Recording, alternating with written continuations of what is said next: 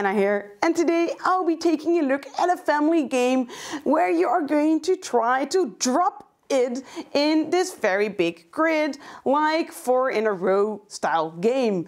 You are going to try to drop the pieces in a way that they are going to achieve all the different rules that they are, and that you're actually going to score points. Because, watch out, if you do not adhere to one of the rules, like the same pieces touching, you are going to not score any points for your pieces. I am first going to show you how the game looks and how it works. And then I'm going to tell you if I think this is a good family game and if I liked it. In Drop It, you are going to be dropping in different shapes into the play area and trying to score the most points for every piece that you're going to be dropping into the play area. But there are certain rules that you're not allowed to violate, because otherwise you're going to score 0 points for that piece. How is the game going to start? Every player is going to choose a color and he's going to take all the pieces from that color. If you're just playing with 2 players, you are going to take the pieces of 2 colors, all the pieces of 2 colors.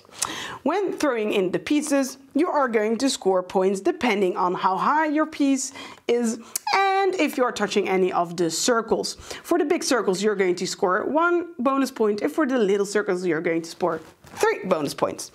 You can see these lines here, and for the highest part here, you're going to score 8 points, and for the lowest area here, you're just going to score 1 lousy point. So during the game, of course, this is going to build up, and in that way you can get higher and higher. Like I said, there are certain rules that you have to keep yourself focused on, because otherwise you're not going to score any of those points that I just explained to you. The first thing that you have to watch out for is that the piece that you just dropped in is not allowed to touch a piece of the same color. Furthermore, the piece that you just dropped in is also not allowed to touch a piece that is the same shape. Then, third, you are not allowed to have certain pieces touching the sides. Like in this area, you are not allowed to have a circle touching this side. And in this area, the highest one, you are not allowed to have a square touching the side. Then we have also the same thing for the bottom. That is explaining what types of pieces are not allowed to touch the bottom in that column. So those are the 4 things that you have to watch out for. Players are going to be, one by one, are going to drop in their pieces and are going to see if they violate any of the rules, and if not, they're going to score points according to how high it is and if it touches a circle, like I told.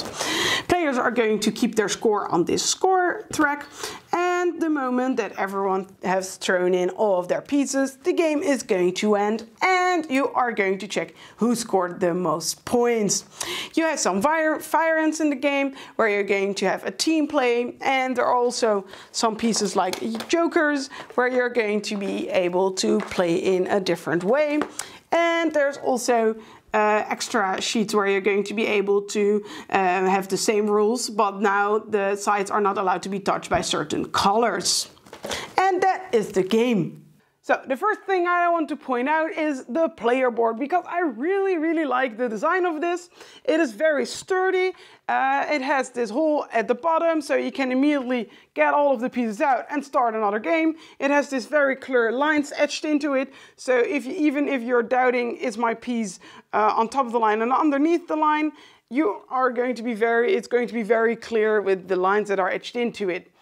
And the thing about this game is you are going to be wanting to play another game, because it's just going to take 10 minutes, and before you know it, you have dropped all of the pieces out, and you are going to give every player all of their pieces back, and you're going to play another round. It really has that feel of, okay, I'm going to drop my piece and I'm going to hope that it works out. Oh no, what happens now? Everything falls over, and the carefully laid plan that I had is just destroyed. And the other way around, you are sometimes just going to make a trick shot that just works out and you weren't expecting it to be, and suddenly you are in that tiny circle and are going to score a lot of bonus points. So that is of course very funny. And the other thing is, because there is a little bit of randomness in the game, you are going to be able to play this with children. games like that have the same kind of board, like 4 in a row, that kind of tic-tac-toe game, are just always the adult is going to win. But with a game like this, with a little bit of randomness, the children can win from their parents, and that's just very fun.